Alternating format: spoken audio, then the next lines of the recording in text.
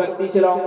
সম্মানিত মুহতারাম হাজিরিন, তো ওই আমির সাহেব বলছেন আমার জীবনের মোড় এইরকম ভাবে ফিরেছে।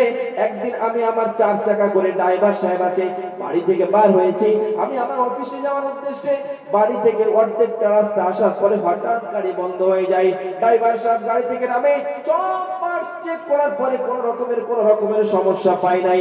আর এদিকে আমার অফিসের টাইম হয়ে যাচ্ছিল। আমি তখন বললাম ড্রাইভার কোন রাস্তা আছে কিনা। ড্রাইভার বলল না স্যার আমি কোন রাস্তা পাচ্ছি না, গাড়ি তো সবকিছু ঠিক আছে কিন্তু স্টার্ট নিচ্ছে না। তখন ওই প্রফেসর বলল ঠিক আছে তুমি গাড়িটা ঠিক করে নিয়ে আসো, অফিসের সময় হয়ে যাচ্ছে। সুতরাং আমি কোন একটা রিকশাওয়ালাকে ডেকে আমি অফিসে চলে যাই। সম্মানিত মুহতারাম হাজিরিন, ওই জিম্মেদার যে নিজের জীবন পরিবর্তন হওয়ার ঘটনা বলছিল, সেই জিম্মাদার বলছেন আমি হাতছানি দিয়ে একজন রিকশাওয়ালাকে ডাকি। রিকশাওয়ালা আমার কাছে আসে, আর রিকশাওয়ালা আসার পরে আমি জিজ্ঞাসা করি অমুক জায়গায় আমি অফিসে যাব কত টাকা লাগবে। যে রিকশা চালক ছিলেন সে বলল সাহেব আপনার ইচ্ছা আপনি যত টাকা দেবেন। সুতরাং আমি গাড়িতে চেপে গেছি আর দেখছি যে ওই যে রিকশাওয়ালা প্রত্যেকটা পেট্রোল ভরায় আর বলে সুবহানাল্লাহ, পেট্রোল ভরায় বলে আলহামদুলিল্লাহ, হাতে একটা তাসবিহ আছে, প্রত্যেকটা পেট্রোলে আলহামদুলিল্লাহ, আল্লাহু আকবার, সুবহানাল্লাহ, আলহামদুলিল্লাহ। আমি অবাক হয়ে গেছি। আজ বহুদিন ধরে আমি ঘোরাঘুরি করি, অনেকগুলো রিকশা দেখেছি, রিকশাওয়ালা দেখেছি, কোন রিকশাওয়ালা এই রিকশাওয়ালার মতো পাই নাই। সুতরাং সে সবাইকে বিরক্ত না করে যখন অফিসের সামনে রিকশা চালক তাকে নিচে নামিয়ে দিয়েছে, ওই ধনাঢ্য ব্যক্তি প্রফেসর সে বলছে অন্যান্য দিন আমি বাম হাতে টাকা দিয়ে চলে যেতাম, আজ আমি ডান হাতে টাকাটা দিয়ে ওই ব্যক্তিকে জিজ্ঞাসা করছি কি নাম তোমার বাবু? বলছে আমার নাম আব্দুস সালাম। কেমন আছো? যখন প্রফেসর আব্দুস সালামকে বলছে কেমন আছে বাবু, প্রফেসর বলছে প্রফেসর এই তখন রিকশা চালক বলছে প্রফেসর স্যার যদি দুনিয়াতে দুটো মানুষ যদি সব চাইতে সুখী থাকে তার মধ্যে আমি একদম এক। বলে তুমি সুখী আছো তা তুমি রিকশা চালাচ্ছ কেন? আমি স্যার যিনি প্রফেসর সে ভাবছে যদি কোন মানুষ সুখী হতে চায়, সুখী হতে হলে তার থাকবে বিল্ডিং বাড়াখানা, তার থাকবে গাড়ি বাড়ি, আর একটা রিকশা চালক সে বলছে দুনিয়ার এক নম্বর সুখী আমি আছি। জিজ্ঞাসা করলো কি ব্যাপার তুমি কেমন সুখে আছো একটু বিস্তারিত বলো। তখন রিকশা চালক বলছেন আমি স্যার যদি আপনার সময় থাকে তাহলে আমি সকাল থেকে বলি আমি কেমন খুশি আছি। তখন স্যার বললেন বলো তুমি আব্দুস সালাম কেমন খুশি আছো। তখন আব্দুস সালাম তার সকাল থেকে বাড়ি থেকে বার হওয়াটা ওই প্রফেসরকে শোনাচ্ছে। স্যার আমি যখন বাড়ি থেকে বার হই আমার আহলিয়া, আমি একটা ভাড়া ঘরে থাকি, আমার একটাই মাত্র ছেলে আছে।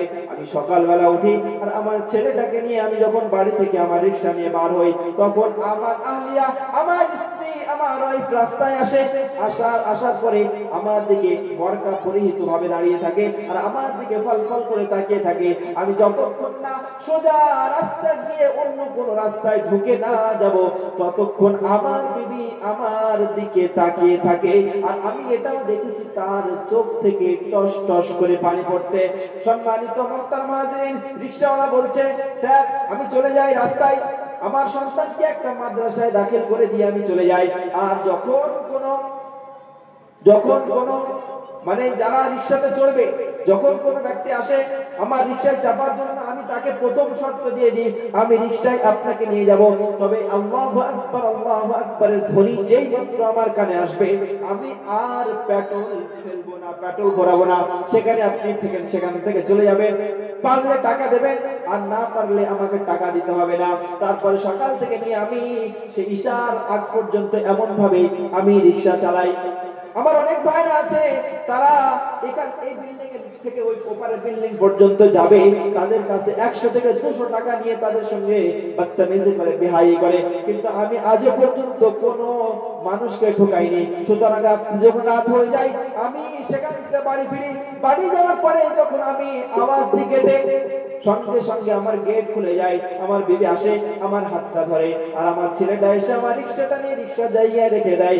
আমার বিবি আমাকে হাতটা ধরে আর নিয়ে গোসলখানার ভিতরে দিয়ে দেয়।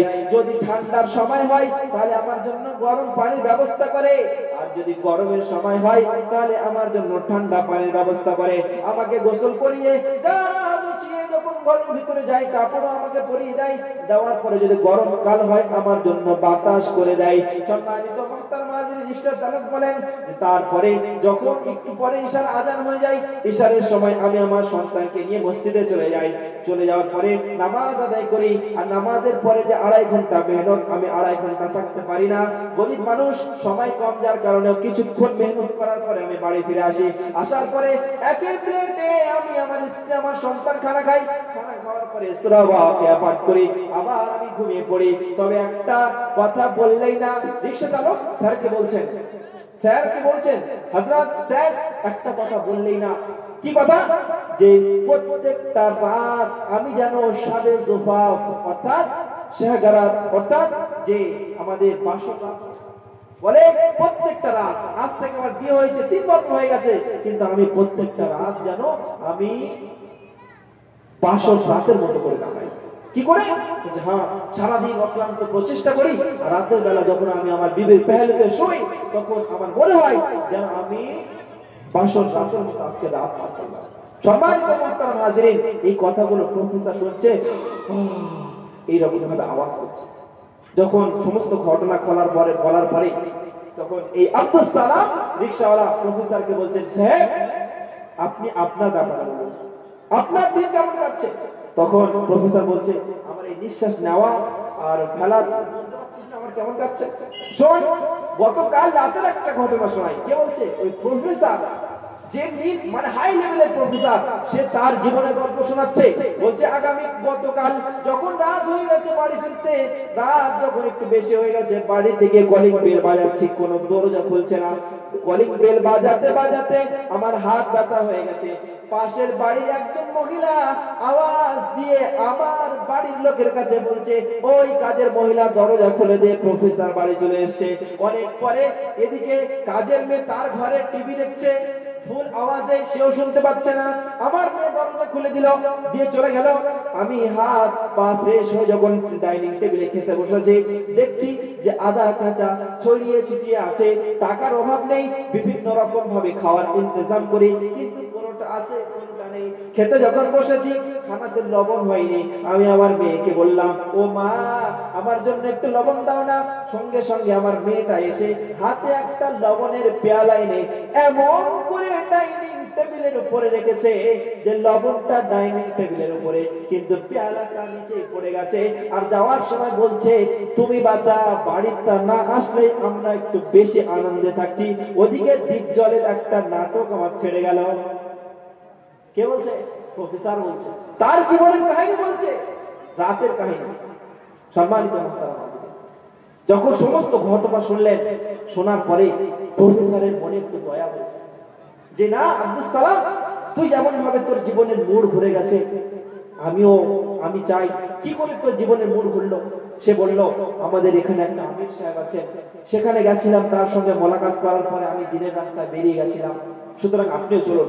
সম্মানিত মুহতারাম হাজিরিন, প্রফেসর বলল, আব্দুস সালাম, আজকে অফিস শেষ করে আমি আর আমার 4 চাকাতে বাড়ি যাব না, তুমি আসবে তোমার রিকশাতে, আমি ওই মার কাজে যাব।